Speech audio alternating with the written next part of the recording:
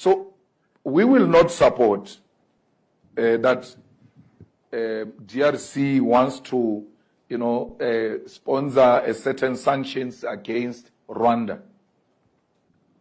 We think that the two countries can still find an amicable solution to whatever animosities that exist in between them. The African solution can be found. People should just drop their egos and engage with each other. And SADC and the African Union must decisively intervene in DRC and in Sudan. Because what is happening in Sudan is unacceptable.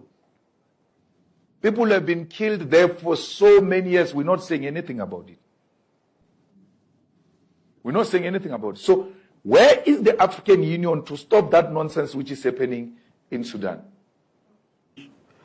And maybe it would be interesting for this audience to hear what would be the kernel of the EFF's Africa renewal policy and strategy in as concise a manner as possible. The EFF advocates for one Africa, where movements of goods and individuals is free and we can trade with one another. One of the things we need to do is to revive the African economy to avoid this pettiness that we are being subjected to. Because in the absence of industrialized continent, our brothers and sisters are always going to look for greener pastures. That's how, by the way, we arrived here.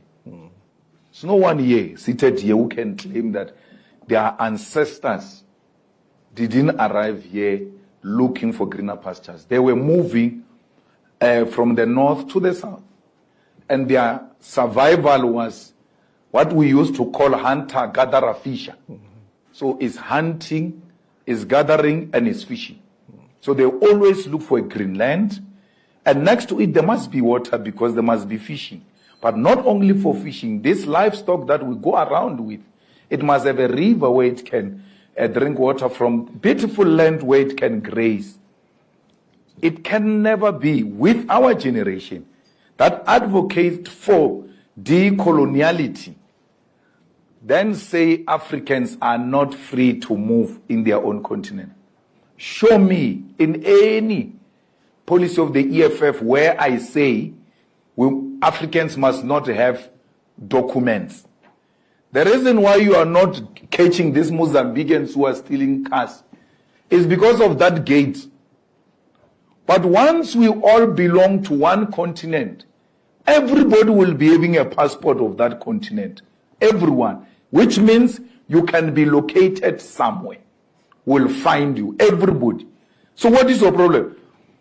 And there is some level of madness, Prof, where we've got a gate called a border. It's a gate.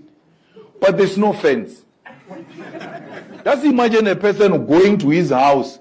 He has installed a gate. And there's no fence. He opens that gate and closes it, and not just close it, lock it. There's no fence. No, anyone who says there is a fence is lying. There's no fence.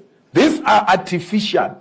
So we need to industrialize. We need to electrify the whole continent. We can get ESCOM to electrify the whole continent.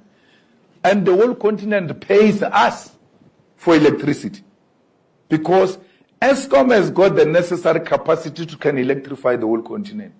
Don't tell me about these man-made problems, which can be resolved by capacity only. So you have to now use the minerals of the continent in the continent. So if we are good with giving them electricity, another country will be good at giving us this. And then imagine us alone, Prof, with Zimbabwe. We account for not less than 85% of the platinum. Then the next biggest country who has platinum is Russia. So if we bring Russia, then we are now at 90% owners of platinum. Why can't we decide the price of platinum? Because we're the owners of platinum. It can only be done if the continent is together. DRC DRC is in crisis today, and it will never be resolved because of its minerals.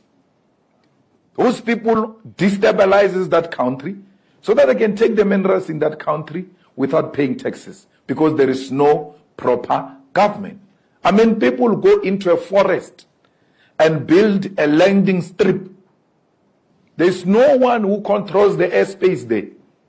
They just go in, zoom, collect whatever they collect and leave.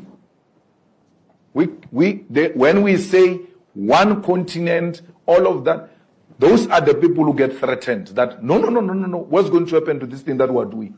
So, as students of decoloniality, you should know how the borders came about. And you can't say you don't support apartheid and colonialism and support the things that made us to be divided the way we are. So they always say, no, I can't vote for EFF. Why?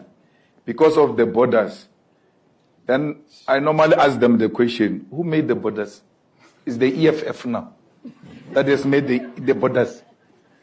It's not EFF that made the borders. Why are you accusing us of the things we have not? There were no borders.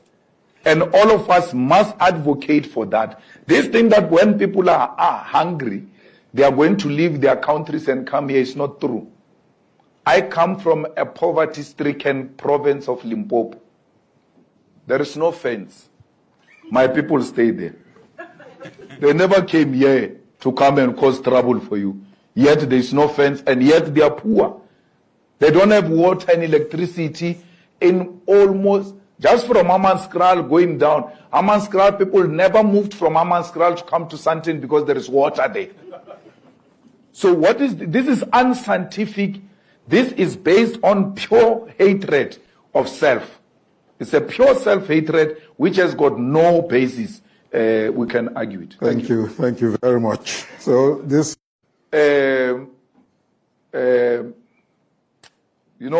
those things, those fighter jets, don't have helicopters. I was told there were helicopters which were sent to DRC. I think they were stuck there because they are not service. So you are fighting rebels who don't have the airspace, who can't fight from the air. You've got that capacity, you don't use it because you have undermined that capacity. So deploying in Africa must be natural. We need to look after each other. We need to support one another. But it must not be at the risk of our own people. Here in South Africa, we've got a task force. In the police, it's called Special Task Force. In the army, it's called Task Force. Highly trained, highly capacitated. Those are the people you send to DRC to go and fight rebels. But are they rebels there, or there is just some tribalistic battle that is taking place there and someone doesn't want us to know about it and then they say they are rebels, where people are told on their own original land, no, you must go to Rwanda, you don't speak the same language with us. Therefore, because you speak that Rwandan language, you must go back there. This is not your country. And then you fight people there. Why? Because their mineral resources, they don't want them to benefit from those mineral resources on the basis of language, on the basis of the fence.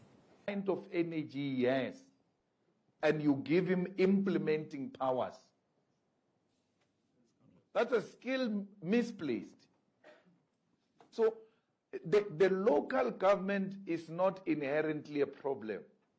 The problem is the kind of skill you deploy at that level, because it's by the way.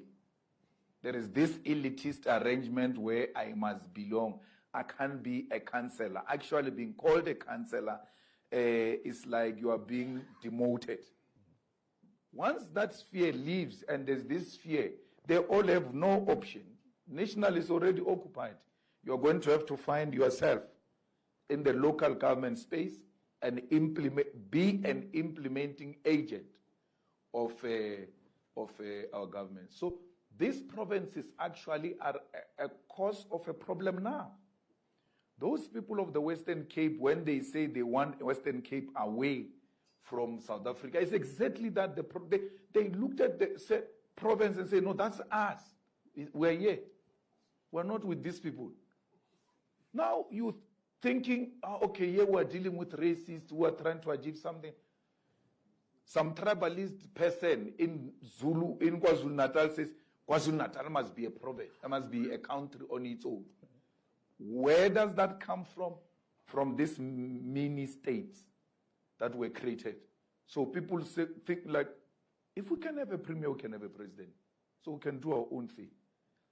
People must know there's no land of the Zulus, there's no land of the Xhosas, there's no land of the Pedis.